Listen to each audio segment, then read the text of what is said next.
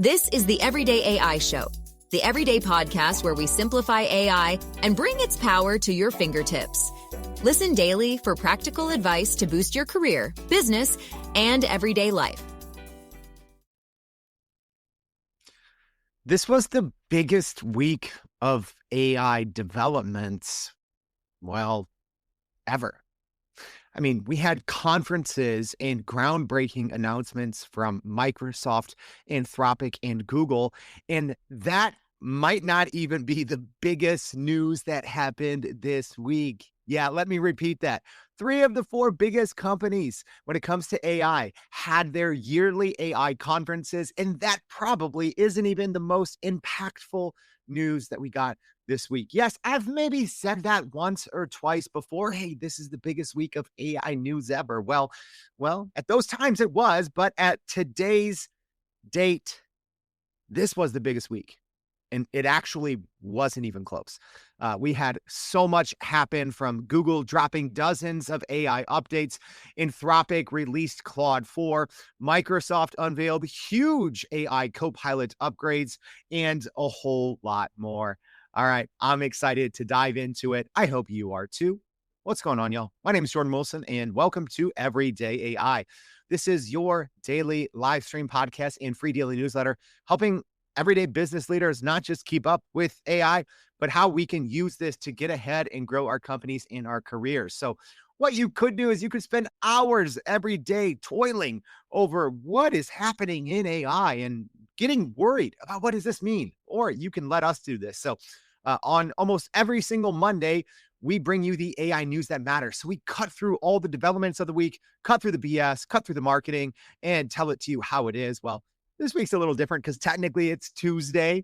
We had the holiday here in the U.S. on Monday. So you can still join us every single week for the AI news that matters. So it starts here on the unscripted, unedited live stream / podcast. But where you really leverage this is going to our website at youreverydayai.com. There you can sign up for our free daily newsletter. We recap each day's podcast in the newsletter, as well as the biggest AI happenings from around the world to make you the smartest person in AI in your department. So make sure you go to our website for that. All right, enough hype. Let's get straight to it. All right, here's the AI news that mattered for the week of May 27th. And yeah, this thing's live, y'all. So shout out to our audience joining us. Dr. Harvey Castro joining us from Dallas. Brian on the LinkedIn machine joining us from Minnesota. Marie and Dr. Scott McDonald, Jackie, Kimberly. Got a good LinkedIn audience this morning. Good to see you. Lynn, and on the YouTube machine, Michelle, Jose, Sonia, everyone else, thanks for tuning in. So yeah, if you have any questions as we go along, clarifications, go ahead, throw them in the live chat, but I'll try to answer everything as we go. All right, first, Microsoft. My gosh, their book of news was like 80 pages long in terms of what they announced at their Microsoft Build conference. So Microsoft unveiled dozens of major AI updates at their Build 2025 conference, specifically to its Copilot AI tools, signaling pretty important shifts in how AI supports everything from software development to enterprise customization, task automation, and even multi-agents collaboration. So we did cover this in more depth. So if you're interested, make sure to go check out episode 529. But let's go over at least what I thought were the more important updates, because yeah, there were dozens of them from Microsoft at their Build conference. So these are the ones that I think are most important for everyday business leaders such as you and me. So first, GitHub Copilot has now transformed from a simple coding assistant into an autonomous coding partner. So some pretty big updates from Microsoft. So now it can independently test, iterate, and refine code while supporting multimodal inputs such as screenshots and mockups. That's pretty big update, just that alone, just the multimodal inputs from GitHub Copilot. And also, this is positioning Microsoft's kind of AI coding tool against some of the more enterprise ones, right? Which technically GitHub Copilot was kind of first. But I think for the last couple of months, people have looked at GitHub Copilot more as an assistant and not as an autonomous coder. And so some pretty big updates there from Microsoft that changes that. All right. Next big update, I think, was Copilot tuning. So Copilot tuning is a new low code feature within Microsoft 365 Copilot, which allows enterprises with at least 5,000 Copilot licenses to customize AI models using their own internal data. So this tuning enables companies to align AI responses with specific workflows, brand language, and industry needs without coding or data science expertise. So importantly, Microsoft does not use this customer data to train its foundational models. So this is actually like low-key pretty huge. It's also kind of a bummer, right? That at least right now, only those enterprises with at least 5,000 Copilot licenses can take advantage of this. But let me go ahead and tell you how big this is, because about 2-ish years ago, any company that wanted to essentially fine-tune a state-of-the-art large language model, it was going to be a multiple quarter process, and it was a minimum multiple seven-figure investment. So this would generally, 2.5 years ago, this was going to cost multiple millions of dollars. It was going to take multiple quarters, and you would have to have some of the world's best, AI and machine learning specialists on your team. The fact that you can do this now in a low code environment with this new Copilot tuning is absolutely mind boggling to think about, considering even when we started the Everyday AI show and what it would take to fine tune the state of the art large language model with your company's data. And the fact that you can now just go do this. Wild. All right. Microsoft also unleashed the Agent Foundry powered by Azure, which introduces an enterprise grade AI playground where organizations can design, deploy, and scale AI agents using literally thousands of different models, from proprietary options to popular models like Grok, GPT, Mistral, etc. So this new Agent Foundry supports multi-agent workflows and integrates protocols from major players like Google with their A2A framework and Anthropic's MCP. Which helps you facilitate better, stronger, and more secure cross-platform AI collaboration. All right. Speaking of multi-agent, that would be the next big update from Microsoft and their Build conference, announcing multi-agent orchestration inside Copilot Studio. And that enables multiple AI agents to collaborate dynamically by discovering one another, negotiating tasks with each other, and on their own, deciding how to divide work securely while maintaining governance controls. So this feature also, like I just talked about, leverages protocols such as Google's agent-to-agent A2A and Anthropic's MCP, their model context protocol, making it possible to automate complex business processes, but still requiring careful oversight to prevent compounding errors.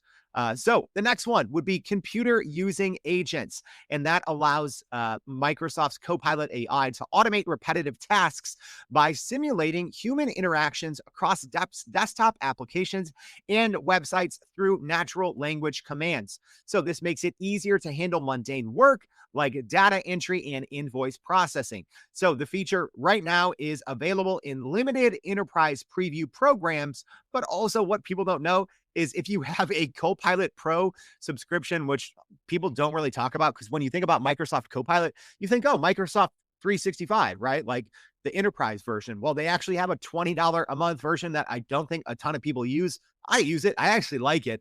But you can actually go use their computer using agent right now. It's kind of hidden. It's called tasks. So you can go use that right now. I think this was one of the biggest takeaways from Microsoft Build. And last, but certainly not least, would be native support for the MCP protocol from Anthropic. So that's now integrated, not just in their in the agent Foundry, but literally inside Windows 11. Yeah, talk about how quickly MCP has been adopted by enterprise companies. It is now native support inside Windows 11, which enables seamless communication between different AI agents and enterprise systems such as Microsoft's Windows. So this deep integration really can just change what's possible. And it positions MCP as a foundational infrastructure for AI-driven workflows and third-party applications. So yeah, there was a lot more that was introduced at Microsoft Build. And if you want to hear more about those, I think those are the 5 biggest things for everyday users. I think if you're an IT pro, if you're big in AI ML, there's probably a lot more, but go check out episode 529 if you want to know more. So Giordi here from YouTube saying, am I going to have to add Copilot to my stack? Maybe. The other thing, especially with Copilot, the online version, not Copilot 365, low key, they've added so many new features, right? Even the very popular Notebook LM audio overviews, Copilot has that now. You can go make an AI podcast on any of your chats that you have inside there. They have the Think Deeper integration, which uses the reasoning models. They have what they call actions, which is essentially a computer using agent. So yeah, even on the website with Copilot Pro, actually it's getting low key fairly impressive. Sean asking, what's MCP again? So that is technically popularized and created by Anthropic. So that is the Model Context Protocol. So Sean, great question. Essentially right now, the internet, websites, talk to each other through APIs, right? So more or less, MCP, the Model Context Protocol, is right now the most popular way for AI agents to speak to each other. So the way that internet websites have APIs, AI agents needed their own language to talk to each other across different platforms. So that's kind of what the MCP or Model Context Protocol is. Google also has their own version called A2A or agent to agent. So it's essentially a language that allows different AI systems to talk to each other seamlessly. All right, our next big piece of AI news, Anthropic had their first ever conference and they announced Claude, Opus 4, and Sonnet 4. So Anthropic has released Claude, Opus 4, and Claude Sonnet 4, two advanced AI models designed to improve coding, reasoning, and AI agent workflows, with Opus 4 being the big boy and leading as now the world's best coding model, according to SweBench and Terminal Bench benchmarks. So Claude Opus 4 excels in sustained performance on complex, long-running tasks, capable of working continuously for several hours. That's nuts, which could significantly enhance productivity for software developers and also AI-driven projects. So Claude Sonnet 4. So, a couple things that are confusing here. Number one, Anthropic has 3 tiers. So their small model is called, not small model, but their small large language model. Their small variation is called Haiku. Haiku did not get updated to version 4. The medium version is Sonnet. Sonnet got updated from 3.7 to 4, whereas Claude Opus was their big one, which was never updated to 3.7, and now it's Opus 4. And also, even the naming mechanism or how it was named, because previously it was called, as an example, Claude 3.7 Sonnet, and now it's Claude Sonnet 4. So even they swapped, whereas before, you would have Sonnet and then the number, the number, then Sonnet, and now it's the opposite way. So now the bigger 2, the medium and the large variants, got updated to the version 4. And actually, Claude Sonnet 4 is actually outperforming the big boy Opus in a lot of categories, but a lot of people are going to be using Claude Sonnet 4 because of the cost. So many people, I think a larger chunk of Anthropic's customer base probably, I mean, companies don't announce this, but I would assume that they have more API users in terms of percentage of their revenue than companies like Google and like OpenAI. And right now, I think a lot more people are going to be using Claude Sonnet 4 because of the cost and the performance. It's just better than Claude Opus 4. So right now, Claude Sonnet 4 offers a major upgrade over Sonnet 3.7, which was just released about a month ago, balancing strong coding performance with efficiency and is set to power also GitHub Copilot's new coding agent. So both models introduce extended thinking with tool use in beta, allowing them to alternate between reasoning and external tools like web search, which enhances their ability to handle complex queries and tasks. So yeah, if you are using Claude inside its chatbot interface, you now also have this. So this isn't just the API. This is available via the API. And if you are using their Claude chatbot at Claude.ai, the cool thing, and one of the reasons I'm actually using Claude a little bit more, I've never been a big Claude fan. One of the reasons is their limits are laughably low. What you get for your $20 a month or $25 a month base paid plan is like peanuts compared to what you get with OpenAI or Google or even Microsoft. It's like pretty much nothing, their paid plan. But I do like that they have now pretty seamlessly integrated essentially Gmail and Google Calendar and Google Drive, which is pretty nice. So that's one of the reasons I'm using it a little more than I was previously, because now with these new models and it can kind of go between these different agentic tool uses. Also, a big update that came out was Claude Code. Now generally available, it integrates these new 4 models directly. And also, you can use it into popular IDEs like VS Code and JetBrains, allowing developers to see AI-generated code edits in line. Also, the Anthropic API obviously has been updated as well with new features, including a code execution tool, MCP connector, Files API, and prompt caching for up to 1 hour, offering developers flexibility in building AI-powered applications. So, unfortunately, Anthropic, a lot of people were bummed about this, myself included. Anthropic did not change pricing, right? A lot of times, especially Google, has been setting the literal AI world on fire by coming out with these new models, 2.5 Pro, 2.5 Flash that are incredibly powerful. But also when they're doing this, they're making it cheaper to use on the API end. Anthropic did not. So they're still crazy expensive to use on the API side. So with Opus 4 costing 15 and 75 per million tokens input and output, and Sonnet 4 at $3 and $15 for input and output. So Anthropic has focused on reducing shortcut behaviors in the model by 65% compared to Sonnet 3.7, improving reliability and safety in agentic tasks. So both models, like I said, support hybrid operation models, which decides if it's going to give you essentially a near instant response for quick tasks, or if it is going to extend its thinking to give you a more deeper and more complex answer. Let me know, live stream audience, what do you think of the new Claude 4 drop? Have you used it?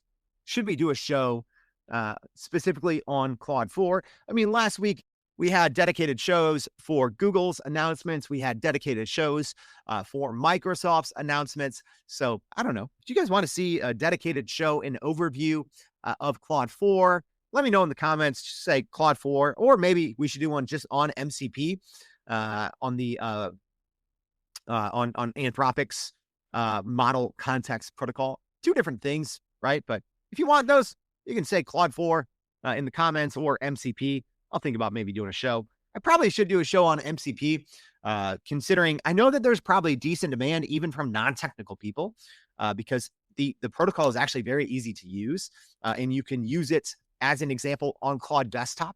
You don't even have to be a developer using it via the API. So I think we'll probably do a show at some point on MCP, especially given that Microsoft and Google and OpenAI all support the protocol. But yeah, if we should do something on Claude 4, let me know. Jackie says Claude, still not enough to become a power user. Yeah, I don't know. Sandra says, yes, please do a show on Claude 4. Renee, great observation. Renee says it has a pretty limited window. Yeah, I was joking around. Well, not really joking. Took me 4 minutes. I'm not even joking. Took me 4 minutes. I'm on a paid Claude plan. Took me 4 minutes to hit my my message allotment. Come on, Anthropic. This is why people, like, if I'm being honest, if you're a software developer, if you're in coding, obviously you love Claude 4, right? Anyone in software development, if you are a software engineer, if you're huge into coding, I think you understand the benefit here of Claude 4. But for everyone else, if you're using Claude as a chatbot, I don't think any serious any serious user takes Claude seriously. It's laughable, if I'm being honest, right? Douglas, hey, good use case, Douglas. Douglas is saying, I'm looking at Claude to help me build and innate workflows. It's great for programming, about 80 to 85%, some basic prompts yet.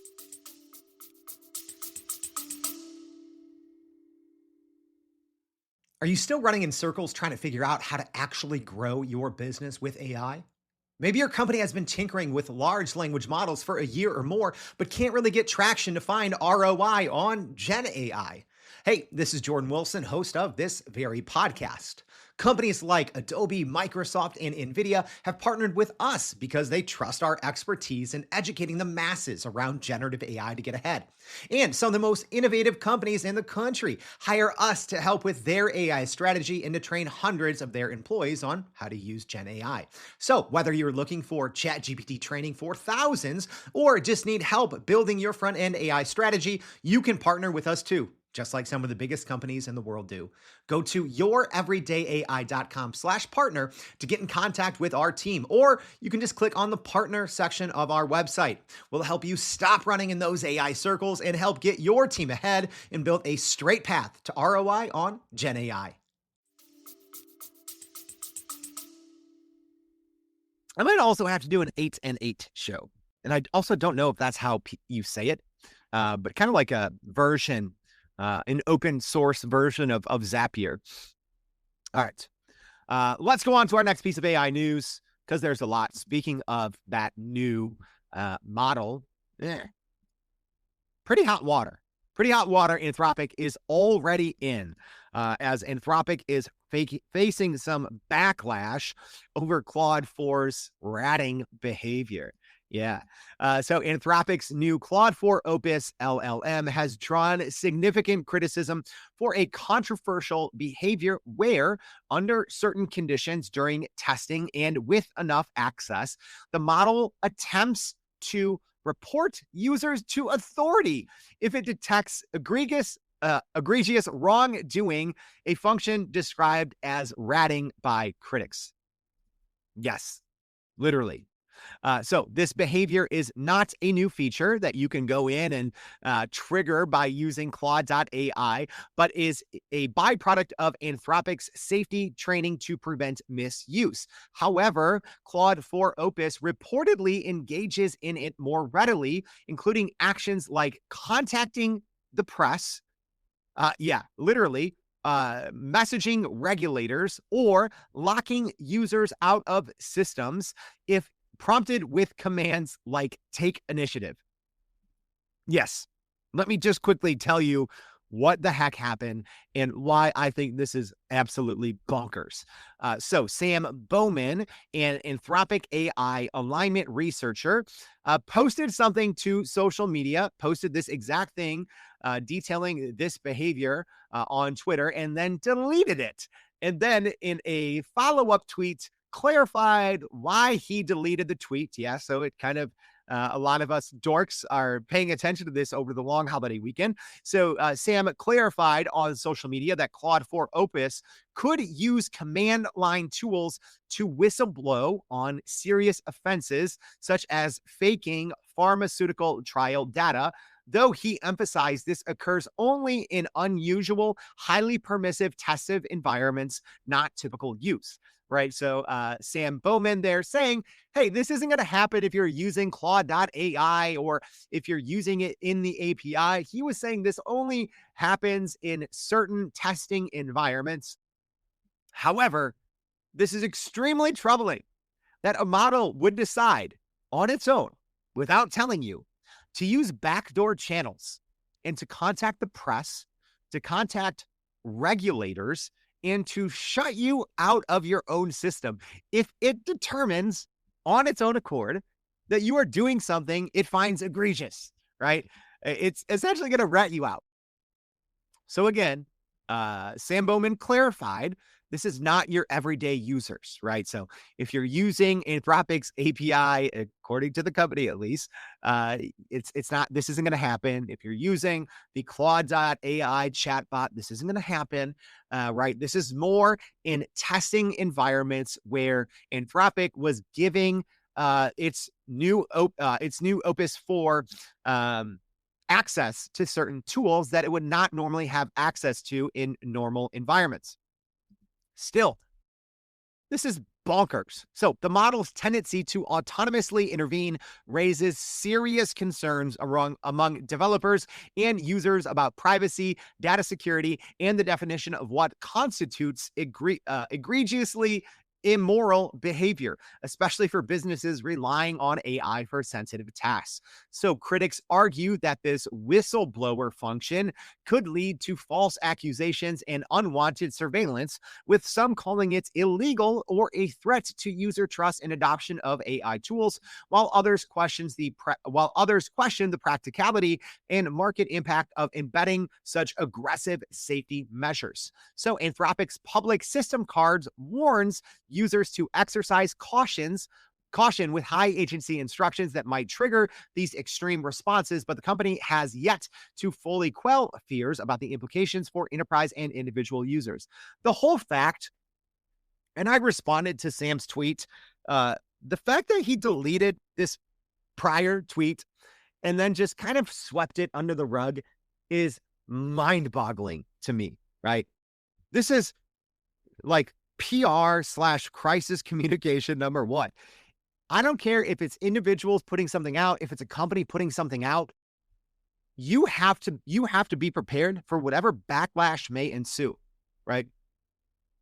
The fact that a very prominent person, an alignment researcher at Anthropic, put this out, deleted it, and then just put out a simple like, hey, I deleted it because people were taking it out of context. Well, maybe you should do a little bit better job. It's confusing to me how you see these snafus from big tech companies. Like, you have to think that people are going to take this information and run with it, and rightfully so, right? There was also reports that the new 4 models, Sonnet 4 and Opus 4, were also blackmailing people in their testing, right? So it's great that researchers are disclosing this, right? And yes, Anthropic is a company that says they take this very seriously. But number one, this story's not dead. So this happened, luckily for Anthropic, it happened right before a long holiday weekend here in the US.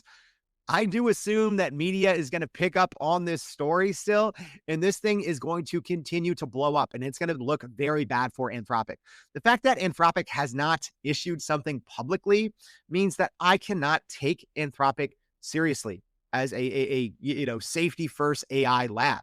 And I don't think you should either. The fact that this has now been out for 3 or 4 days and we haven't seen official word from Anthropic. I mean, I checked over the weekend. I didn't check this morning right before going live, but I don't know. I can't take Anthropic seriously. I mean, there's a lot of reasons why, but after this one, this is bad. If you know your model is showing these emergent behaviors where it's blackmailing, it's calling, it's contacting authorities with these backdoor tools. Number one, yes, that's a serious problem. So good on Anthropic for talking about it and releasing that information and telling users, yes, you have to be aware. But the fact that a head person at Anthropic tweeted something, saw that there was backlash, deleted it, tried to kind of sweep it under the rug and put up a clarifying tweet without saying, here's what I deleted and why. It's crisis communication number one. How can these large companies have billions of dollars in funding, but they don't know simple PR? They don't know simple crisis communication. This is going to blow up in Anthropic's face. And to tell you the truth, they kind of deserve it because this was boneheaded. Next. It's Tuesday. I know this is the news. It's Tuesday. You got an accidental hot take in there. All right. Our next piece of AI news. OpenAI has upgraded their operator AI agent by embedding the new O3 reasoning model, replacing the earlier GPT-4o model that was running their agentic computer use tool. So the O3 model enhances operators' ability to fill out forms, complete purchases, and navigate obstacles like login prompts, pop-ups, and CAPTCHA challenges more effectively than before. So this upgrade is designed to improve step-by-step reasoning and focus, which helps the AI follow through on long and complicated tasks with greater reliability. So Operator remains, though, unfortunately, exclusive to ChatGPT Pro subscribers. So yeah, you got to pay the $200 a month to have access to Operator. Although OpenAI did say when they announced Operator that it would eventually roll out in limited fashion to people on ChatGPT Plus, the $20 a month plan, but we haven't seen that yet. But this is a big deal. So if I'm being honest, I was super excited about Operator. I did a show on Operator. I thought it was pretty good, but it wasn't great. All right.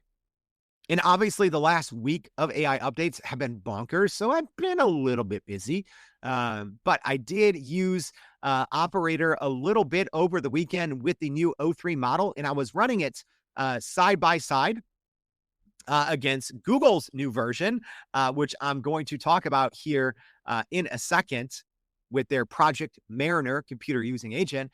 And I was like, wait, this new O3 version of Operator is actually really good, right? And just doing some simple head-to-head tasks, I assumed that Google's variant, their Project Mariner, would be much better, at least with open-ended commands. I like that Project Mariner has the teach and test option for their computer using agent, where you can kind of teach it something and it will repeat it.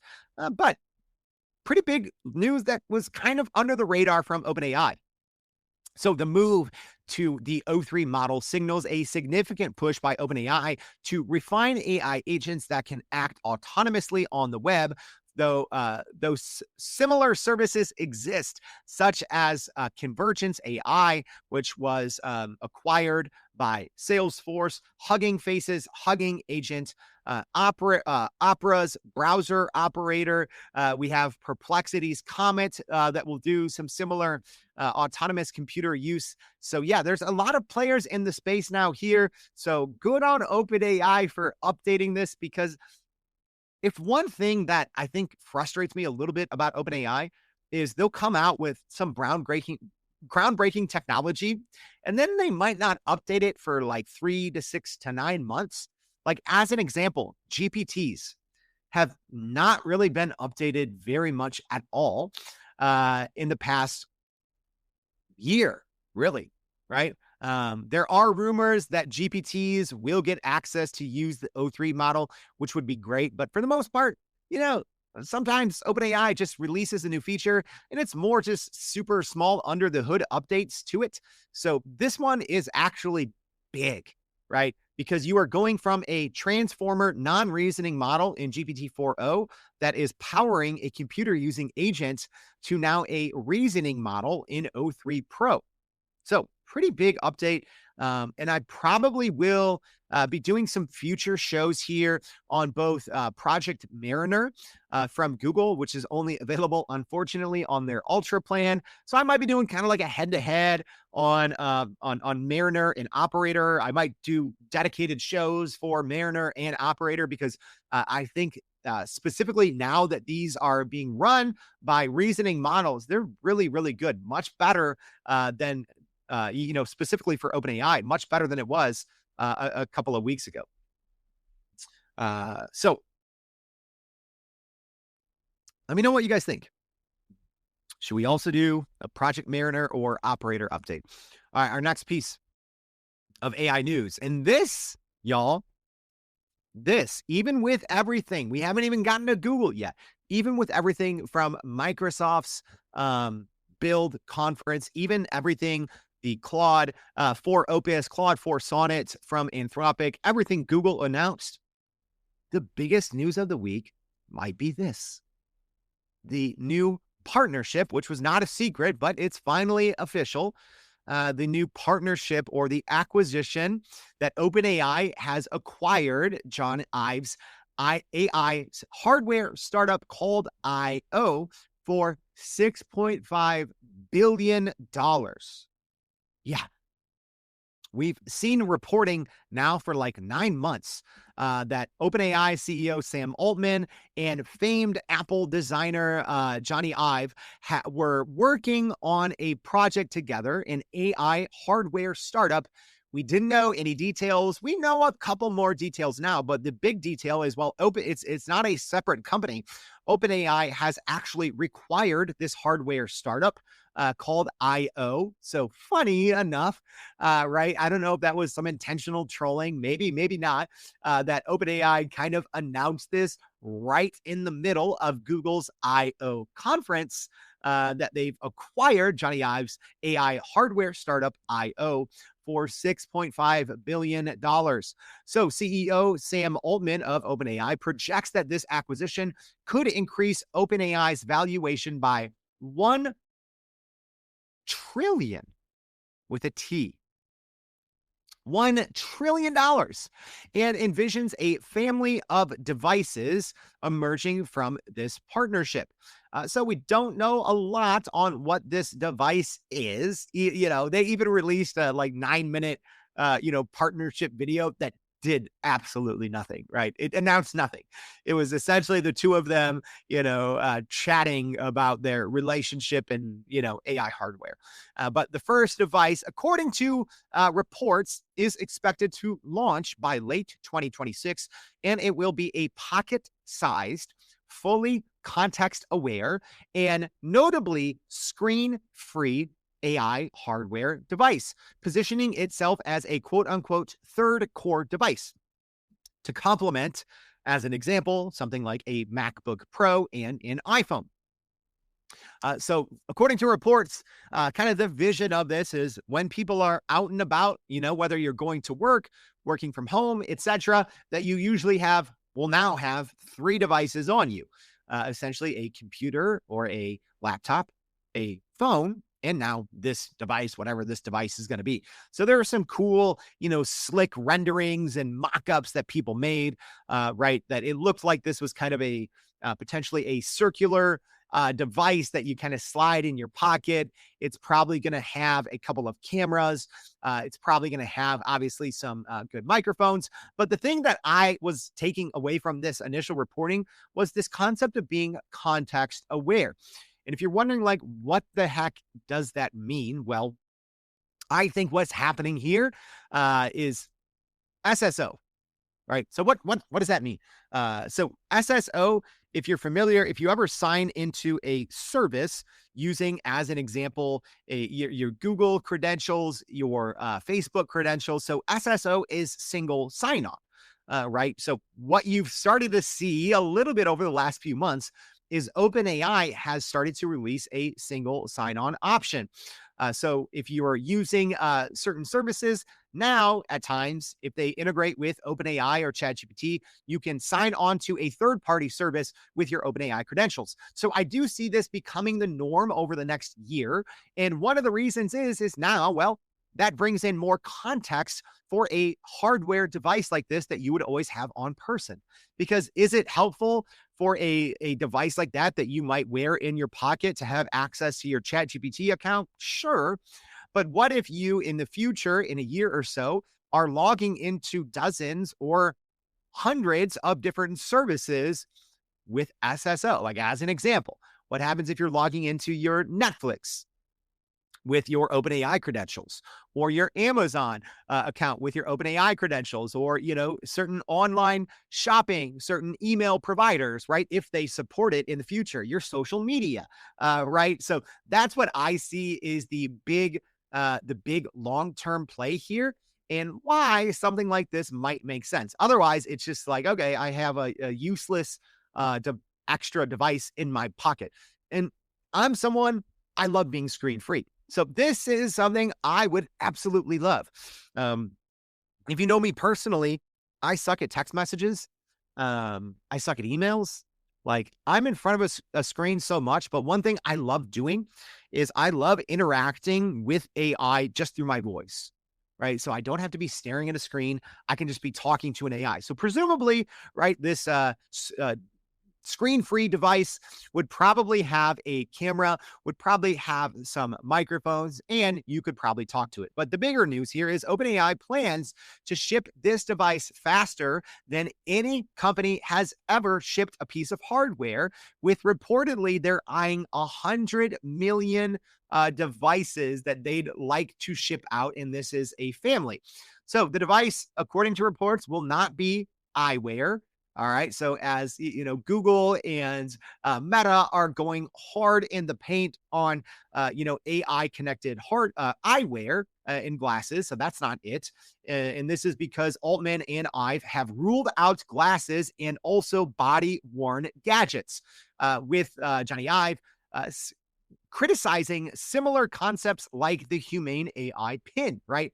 So something they're saying, it's not something, oh, you're going to pin this on, or, wear it as a pendant around your neck. So it's more just something you're going to stick in your pocket, stick in your backpack, and it's just going to go with you. But it's probably going to hear everything and have the context of your daily life.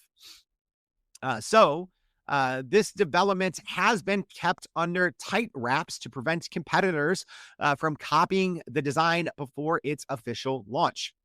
So Jony Ive described the collaboration with Altman as, quote unquote, profound, and has likened the project to a new design movement, drawing on his experience working closely with Steve Jobs during his time at Apple.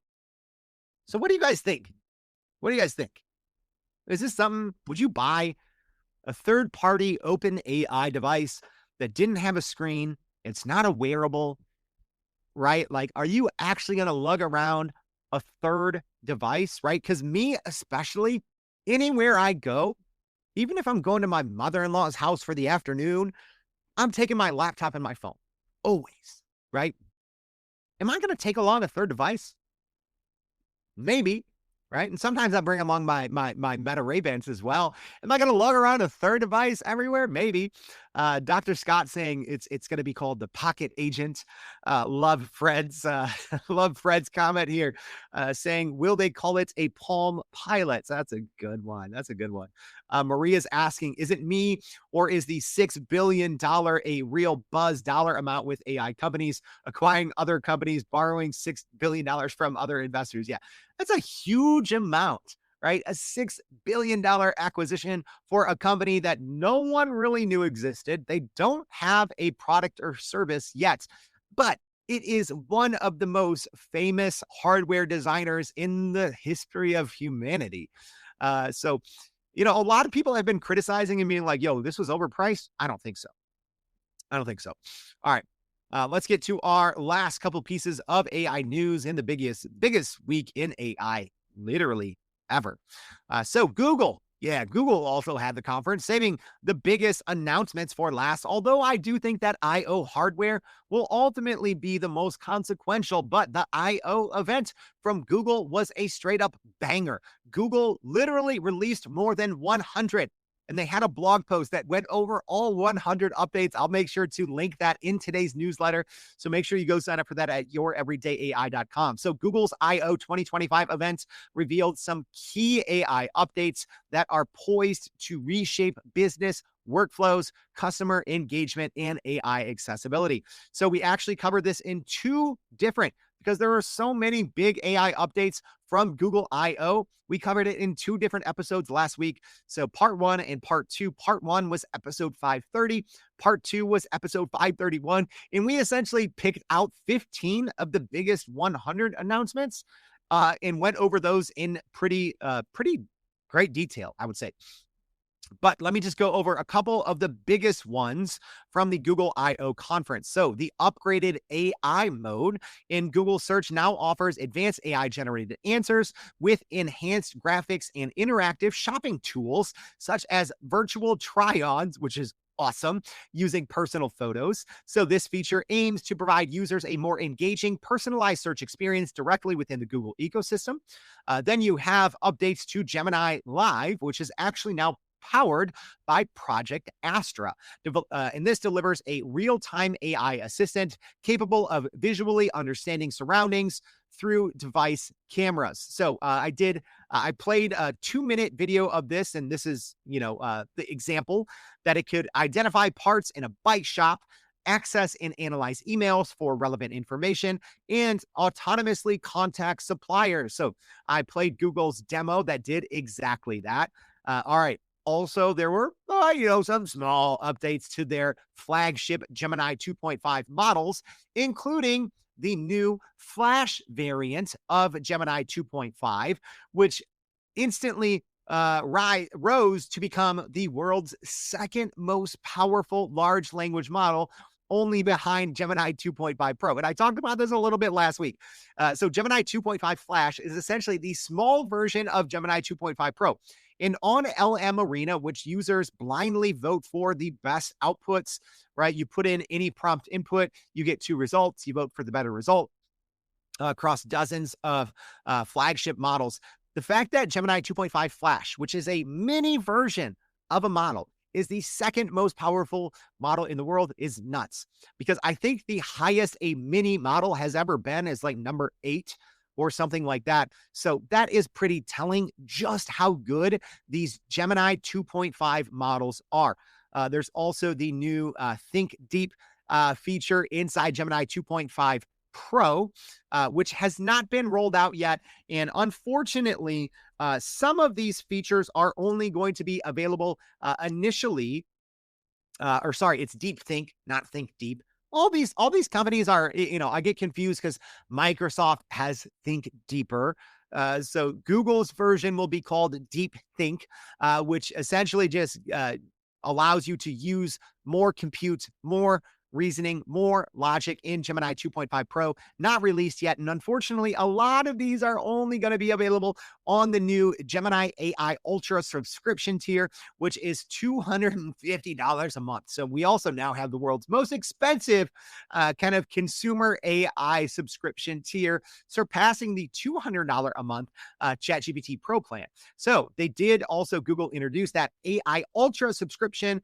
For 3 months, you can get it at half price for $125, but then it will go up to $250 a month. And that gives you access to the full range of Google's most advanced AI tools, including, which I'm going to talk about here in a second, Flow, VO3 video generation, and that Gemini 2.5 Pro with Deep Think mode, and Project Mariner, which is their computer using agent, and also Gemini inside Chrome. So the downside, the subscription is currently only available to personal Gmail accounts. So we right now, if you're using Google Workspace for your business and you want that AI Ultra subscription to work with your company data, downside right now, it can't.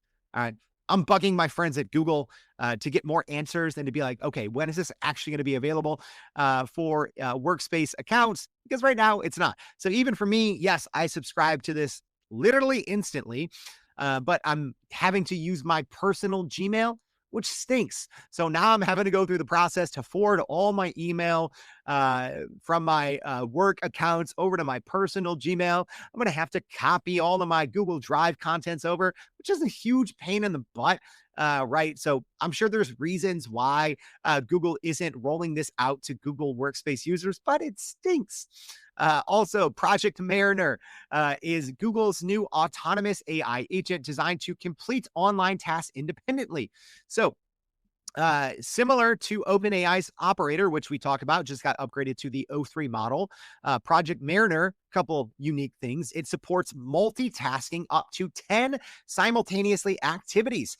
And a very unique feature, which I like, is the new teach and repeat mode, where you can teach Project Mariner a complex activity or a advanced workflow by recording user actions and voice commands. So this capability aims to automate repetitive online business processes, potentially saving times and increasing productivity. And then last but not least, and this has been taking the internet by storm, Google's new visual tools are bonkers. They are crazy, crazy good. And this is also extremely concerning. And I'm going to be doing a show on this very soon. All right. So Google DeepMind's latest AI video generator, they just released it, called Veo 3, and it produces videos so realistic that many viewers online cannot distinguish them from human-made films, highlighting growing concerns about the authenticity of digital content. So unlike other AI video tools, Veo 3 can generate videos with dialogue. That's the craziest thing. Like, you could have two people singing and it matches up their voices to their lips very well. It can do sound effects, soundscapes, nuts, and accurately following real world physics, maintaining continuity and syncing lip movements realistically. And right now, this is the only AI tool that you can do this all in one shot. So not only is Veo 3 the best AI video generator by far, because Veo 2 was the best in the world, and Google said, hold my Nespresso, and then they, dropped Veo 3 on us all. And there's ways that you can, sync, that you can create dialogue, but you have to use multiple third-party tools. Now you can all do it just inside Veo 3. So they also released Flow. So Google Flow is a new AI video tool which can use Veo 3 and also Google's new AI image generator, Imagine 4, and also Gemini models. So essentially now they have this new creative tool, which was previously called Video FX, but didn't have nearly any of these capabilities. So Google Flow lets users import or generate consistent characters and scenes, controlling camera angles, and access advanced scene editing and asset management features, aiming to make sophisticated video creation more accessible. So I tried this out a little bit. It's a little wonky right now, but I do expect Google to ship a lot of updates both to Veo 3, Imagine 4, and this new Flow tool. So the tool will debut in the US for Google AI Pro and Ultra plan users, with Pro users getting 100 generations per month and Ultra users receiving even higher limits. So a little more about Veo 3, because this is what's setting the internet ablaze. It creates highly detailed human figures, including accurate features such as, hey, 5 fingers, 2 arms, 2 legs, right? Will Smith can actually eat spaghetti and you can hear it and it looks real. So it's really conquering some of those more challenging tasks that AI video generators have usually struggled with. Videos generated by Veo 3 show a few common AI artifacts or errors, but you really have to be a dork and follow the space to see those, right? Whereas 6 months ago or a year ago, there were very easy to see telltale signs that that video was AI generated. Number one, it didn't look good, right? It looked sometimes cartoonish or, just not understanding physics. It's not like that anymore, y'all. And this is both amazing for business utility and also absolutely terrifying for society, because already you're seeing online right? There's already been some stories. People have launched, kind of like, fundraisers with real videos, but based on fake scenarios, and everyone's falling for it, right? So this is both so exciting for what enterprises, small business, startups can use this for, right? But also terrifying because it is so good. I think 90% of the population today, unless you tell them, hey, we're going to show you some AI videos and some real videos, right? But if you just sit down and show people some good generations from VO3, 90% of the population is going to have no clue. So it's terrifying. It's exciting, but that's the world of AI. All right. I hope this is helpful. Very quick recap of the biggest week in AI ever. So first, Microsoft unveiled some huge advancements to Copilot at Microsoft Build 2025. Next, Anthropic launched Claude Opus 4 and Sonnet 4, setting some new benchmarks in AI coding and reasoning. Next, Anthropic is facing a ton of backlash over Claude 4 Opus ratting users out, or potentially ratting users out, and its blackmailing behavior. OpenAI has upgraded its operator AI agent to the smarter O3 model, so it's no longer using the GPT-4o model. We finally got the official announcement about OpenAI acquiring Jony Ive's new AI hardware startup IO, and OpenAI is expecting $1 trillion of valuation to be added, and them announcing a family of devices from this partnership. And then we had Google going absolutely bananas at the Google I/O conferences, unleashing literally more than 100 AI updates, and we're going to share them all in the newsletter today. I hope this was helpful. This was a longer one, but like I said, the biggest week in AI ever. All right, so make sure, if you haven't already, please go to youreverydayai.com, sign up for the free daily newsletter. If this was helpful, yeah, we spent a lot of time making sure you are up to date. I want you to be the smartest person in AI, in your department, in your company, on social media. I want you to be the smartest and most up to date. Don't be greedy, though. Share the love, right? If you're listening on LinkedIn, it takes you 30 seconds.